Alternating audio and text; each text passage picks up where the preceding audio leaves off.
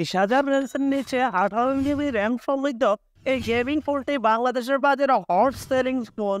এই গেমিং ফোনের সীমাবদ্ধতা এবং গেমিং পারফরমেন্স আপনাদের সাথে শেয়ার করবো। স্টার ইন্ডিয়া নিও এই ফোনে অ্যান্ড্রয়েড 30 সাথে অক্টোকোর প্রসেসর RTX A76 ব্যবহার করা হয়েছে। তো মেমোরি ব্যবহার না করতে পারলেও এক্সটার্নাল স্পেস হিসেবে 256 GB এবং গেমিং ফোন হিসেবে র্যাম 8+10 অর্থাৎ 18 GB র্যাম ব্যবহার করা হয়েছে এই ফোনে, যেটি গেমিং ইস্যুয়ে 10 GB র্যাম এক্সট্রা ইউজ করা হবে। ফোনটিতে লিথিয়াম আয়রন 4500 mAh ব্যাটারি ব্যবহার করা হয়েছে, যেটি অবশ্যই রিমুভ করতে পারবেন না।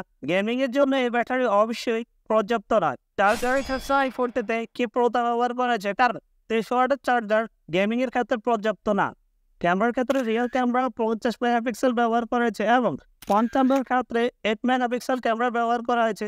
গেমিং এর সঙ্গে আপনি লাইভ স্ট্রিম করতে চান তাহলে এই ক্যামেরাটি অবশ্যই পর্যাপ্ত নয়।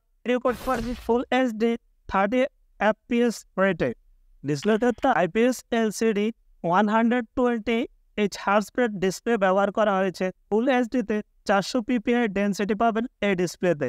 মূলত আমার কাছে মনে হয়েছে এই ফোনটির যে সীমাবদ্ধতা আছে, ক্যামেরা কোয়ালিটি তেমন ভালো না এবং গেমিং করার জন্য ব্যাটারিও পর্যাপ্ত না, আর চার্জিং কোয়ালিটি তেমন ভালো না।